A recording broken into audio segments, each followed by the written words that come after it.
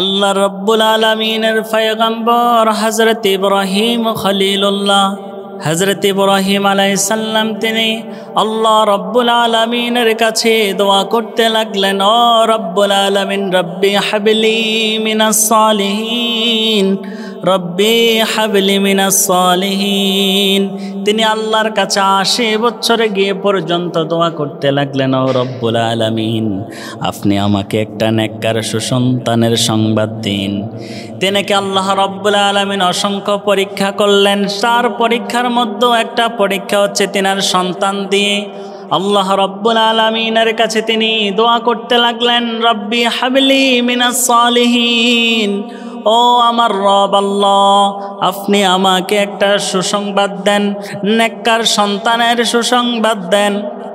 আল্লাহ রব্বুল আলামিন ৮৪ কিংবা ৮০ বছর পরে তিনার দোয়া পর্যন্ত কবুল করে নিয়েছে। তিনার দোয়া কবুল করে আল্লাহ রব্বুল আলামিন তিনাকে সুসংবাদ জানায়া দিয়েছে, ফাবাশশারনাহু বিগুলামিন হালিম। আল্লাহ রব্বুল আলামিন সুন্দর করে হযরত ইব্রাহিম আলাইহিস সালামকে জানায়া দিলেন, ও ইব্রাহিম শোনো শোনো, ফাবাশশারনাহু বিগুলামিন হালিম। আল্লাহ রব্বুল আলামিন হযরত ইব্রাহিম আলাইহিস সালামকে জানায়া দিলেন, আমি তোমাকে ধৈর্যশীল নেককার সুপুত্রের সুসংবাদ দান করলাম। সুবহানাল্লাহ। আল্লাহ রব্বুল আলামিন হযরত ইব্রাহিম খলিলুল্লাহকে সুসংবাদ দান করলেন সন্তানের।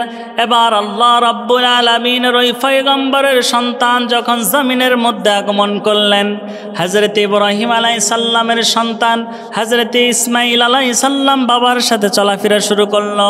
যখন তিনি হাঁটা চলা করার মতন বয়সের মধ্যে চলে গেলেন, এবার আল্লাহ রব্বুল আলামিনের ওই পয়গম্বর হযরত ইব্রাহিম আলাইহিস সালাম হযরত ইব্রাহিম আলাইহিস সালাম হযরত ইসমাঈল আলাইহিস সালামকে এবার বললেন, ও আমার সন্তান শোনো শোনো, আল্লাহ রাব্বুল আলামিন কোরআনুল কারীমের ভিতর ওই বাবা এবং ছেলে দুইজনের কথোপকথন তিনি কোরআনের মধ্যে দিয়ে দিয়েছে। সুবহানাল্লাহ।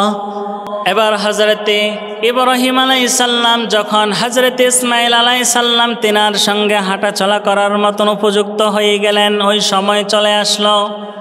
এবার হযরত ইব্রাহিম আলাইহিস সালাম আল্লাহ রাব্বুল আলামিন হযরত ইব্রাহিম আলাইহিস সালাম এবং ইসমাঈল আলাইহিস সালাম দুইজনের কথা কোরআনের মধ্যে কোট করে দিলেন, নোট করে দিলেন আমাদের জন্য। এবার হযরত ইব্রাহিম আলাইহিস সালাম হযরত ইসমাঈল আলাইহিস সালামকে বললেন, ও আমার সন্তান শোনো শোনো, আল্লাহ রাব্বুল আলামিন আমি স্বপ্ন যোগে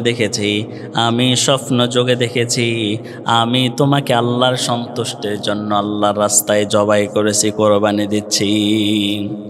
হযরত ইব্রাহিম আলাইহিস সালাম যখন ইসমাঈল আলাইহিস সালামকে বললেন, হে সন্তান আমি স্বপ্ন যোগে দেখেছি যে আমি আল্লাহর সন্তুষ্টির জন্য আল্লাহর অর্ডারে আমি তোমাকে আমার এই জমিনের মধ্যে আল্লাহর এই জমিনের মধ্যে আমি তোমাকে কোরবানি দিচ্ছি। তখন হযরত ইসমাঈল আলাইহিস সালাম তিনি বললেন কি, হযরত ইসমাঈল আলাইহিস সালাম বাবাকে সুন্দর করে জবাব দিয়ে দিলেন, নেককার সুসংবাদ যে আল্লাহ তাআলা দিয়েছে ওই নেককার সন্তান সুন্দর করে আল্লাহ রব্বুল আলামিনের পয়গম্বর হযরত ইব্রাহিম আলাইহিস সালামকে তিনি জানায়া দিয়েছে, ও আমার আব্বা শুনুন আমি আপনাকে জানায়া দিলাম। قال يا أبت افعل ما تؤمر ستجدني إن شاء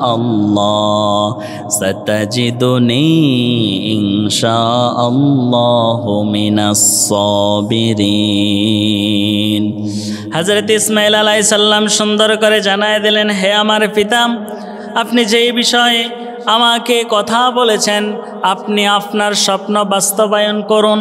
হযরতে ইসমাঈল আলাইহিস সালাম তারা বাবাকে বললেন, ও আমার আব্বা আল্লাহ তাআলা আপনাকে যা কিছু দেখিয়েছে স্বপ্নের মধ্যে আপনি তা বাস্তবায়ন করুন, কেননা ইনশাআল্লাহ আপনি আমাকে ধৈর্যশীলদের কাতারের মধ্যে পাবেন। সুবহানাল্লাহ। ধৈর্যশীলদের অন্তর্ভুক্তর মধ্যে পাবেন।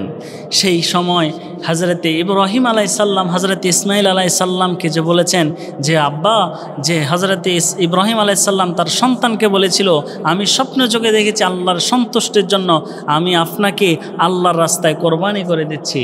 তখন হজরত ইসমাইল আলাইসাল্লাম কী করলেন, তার কথায় নাকচ না করে তিনি বললেন আব্বা ইনশাআল্লাহ আপনি আমাকে সবরকারী ধৈর্যশীলদের কাতারের মধ্যে, ধৈর্যশীলদের অন্তর্ভুক্ত পাবেন ইনশাআল্লাহ।